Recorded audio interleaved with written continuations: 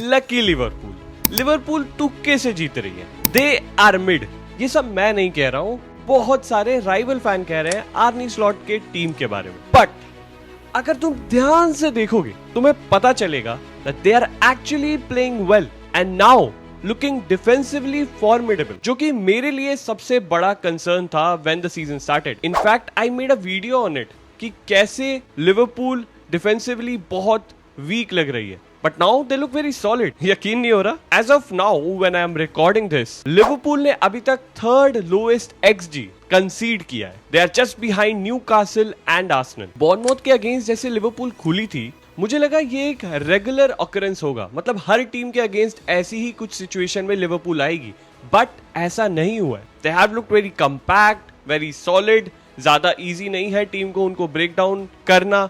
And आज की इस वीडियो में मैं आपको यही बताऊंगा that what little tweak did Arnie slot made in his team, जिसके कारण वो अब इतने ज्यादा डिफेंसिवली सिक्योर लग रहे हैं। तो फिर ज्यादा टाइम वेस्ट नहीं करता हूं, स्टार्ट करता हूं मैं एनालिसिस। बट अगर आपको ये वीडियो पसंद है और अगर आप लास्ट तक देखो तो प्लीज भाई प्लीज सब्सक्राइब करके जाना यार। It is very important for me and it is very important for you too, क्योंकि ऐसी एनालिसिस वीडियो लाता रहूंगा भाई मैं।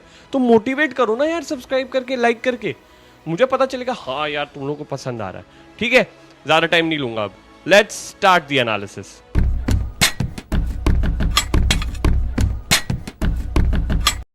लिवरपूल की शुरुआत बहुत ही सही हुई है भाई। 4 में से 4 गेम प्रीमियर लीग में they have secured. Because I am recording it on Friday, हो सकता है उन्होंने जो वीकेंड वाला गेम होगा वो भी जीत लिया होगा।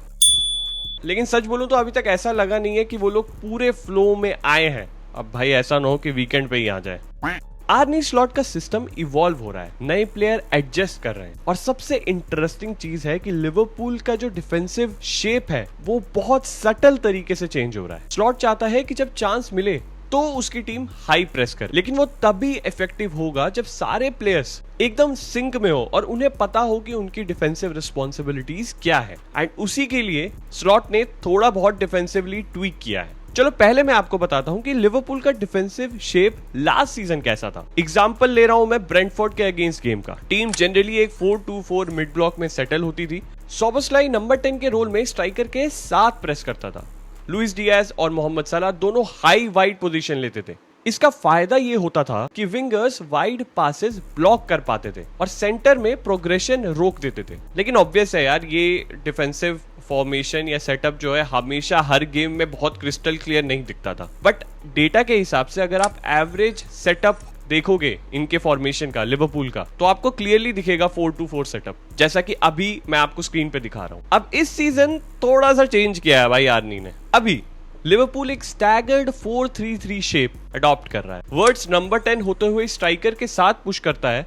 साला अपनी राइट विंग पे हाई पोजीशन मेंटेन करता है, लेकिन सबसे बड़ा चेंज ये है कि कोडी गैक्पो लेफ्ट से ड्रॉप करके मिडफील्ड लाइन में आ जाता है। इसका मतलब जब भी ऑपोजिशन बिल्डअप कर रहा हो, लिवरपूल का मिड ब्लॉक अब एक 3 मैन मिडफील्ड में कन्वर्ट हो चुका है, जो कि पहले 2 मैन मिडफील्ड था। और इंटरेस्टिंगली ओपनिंग गेम वर्सेस बॉर्नमouth में हमने खुद देखा कि एकिटिके वर्ड्स को इशारा कर रहा था कि भाई आगे आ, शेप को मेंटेन कर। मतलब अभी भी प्लेयर्स एक्टिवली अडेप्ट कर रहे हैं। They have not ingrained this defensive setup as of now. And ऐसा नहीं है कि सिर्फ एक गेम देखकर मैं ये बोल रहा हूँ, आर्सेनल और न्यूकासल के गेम में भी ऐसा ही दिखा था। गैक्पो डीपर आ गया, वर्ड्स सेंट्रल स्ट्राइकर के साथ प्रेस कर रहा है और एकिटिके लेफ्ट के फ्रंट 3 में शफल करता है। ये क्लियरली एक डेलिबरेट टैक्टिकल ट्वीक है जो स्लॉट ने इंट्रोड्यूस किया है इस सीजन। अब तुम लोग ये सोच रहे होगे कि स्लॉट ने ये टैक्टिकल ट्वीक किया क्यों?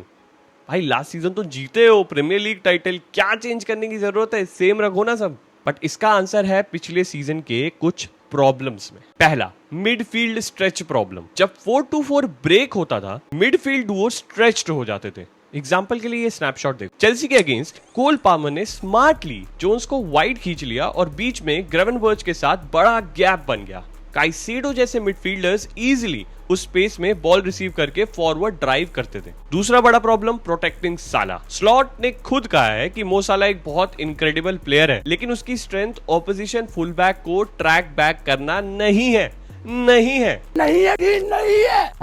तो स्लॉट यही चाहता है कि मो साला वाइड ही रहे, ताकि ट्रांजिशन में जब काउंटर पे वो बॉल रिसीव करे तो वो एक कांस्टेंट थ्रेट हो। लेकिन इसका मतलब यह है कि ग्रेवेनबर्च और ट्रेंट को ज्यादा स्पेस कवर करना पड़ता था, which became an issue. Solution इस सीजन निकाल लिया बंदे ने, एक एक्स्ट्रा मिडफील्डर डाल दो मिड ब्लॉक में। अब गैकपो ड्रॉप करके मिडफील्ड 3 बना रहा है, जो एक टाइटर ट्रायंगल क्रिएट करता है और उस साइड पे स्पेस मिनिमाइज हो जाती। पिछले सीजन सोबोस्लाई एक रिलेंटलेस रनर था भाई, बंदा पीछे भी ट्रैक करता था, आगे भी भागता था और साला के लिए डिफेंसिव कवर भी प्रोवाइड करता था। लेकिन अब वर्ड्स है उसकी जगह पे, एंड वर्ड्स अभी प्रीमियर लीग के फिजिकल डिमांड को अडेप्ट ही कर रहा है। So you can't expect him to drop and provide that defensive cover, he can not do that. उसकी अभी फिजिकल कैपेबिलिटी इतनी है ही नहीं, इसीलिए स्लॉट ने गैकपो पे ट्रस्ट किया है। वो ज्यादा डिफेंसिवली अवेयर है एंड अपनी फिजिकलिटी से पूरा लेफ्ट फ्लैंक कवर कर लेता है, चाहे उसको पीछे आना हो डिफेंस के लिए या फिर आगे पुश करना हो when they are attacking. He can do both the things very comfortably, and इस ट्वीक का सबसे बड़ा फायदा हुआ है साला को, because he can maintain his attacking freedom. वो बिना सोचे हुए सिस्टम में ऊपर रह सकता है और ट्रांजिशन के लिए रेडी रह सकता है कभी भी उसे बॉल अगर काउंटर अटैक सिचुएशंस में मिल गई। एंड टीम की शेप भी कॉम्प्रोमाइज नहीं हुई। बेस्ट मैनेजर्स वही होते हैं जो अपने टीम के स्ट्रेंथ्स को मैक्सिमाइज करें और वीकनेस को कवर करें। स्लॉट ने अभी एक सटल ट्वीक करके एग्जैक्टली वही किया है।